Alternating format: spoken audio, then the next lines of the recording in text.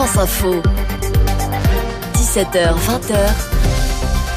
Nicolas Teilhard. Journée de grève qui s'est étendue au-delà des raffineries et dépôts de pétroliers. Aujourd'hui, on réfléchira à la suite du mouvement dans un instant. Le fil info, d'abord avec François Lepage. La SNCF prévoit un retour progressif à la normale demain après les perturbations. Aujourd'hui, des difficultés locales sont encore possibles. Un train sur deux était à l'arrêt au niveau des TER et Intercités pour cette journée de mobilisation pour les salaires. Près de 150 manifestations étaient par ailleurs organisées en France avec 107 000 manifestants, dont 13 000 à Paris, selon le ministère de l'Intérieur. La CGT, elle en a compté quasiment 3 fois plus, 300 000. Un défilé parisien globalement dans le calme, si ce n'est quelques débordements dus à des casseurs en fin de cortège. Dans les raffineries, la CGT se réunit ce soir pour décider des suites du mouvement.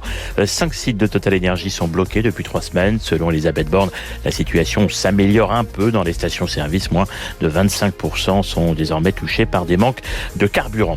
13 adolescents de 14 à 18 ans renvoyés devant la justice pour la violente agression du jeune Yuri. C'était au début de l'année dernière à Paris. Le jeune homme avait été roué de coups alors qu'il se trouvait sur la dalle de Beaugrenelle dans le 15e arrondissement. 6 jeunes sont jugés pour tentative de meurtre, les autres pour complicité.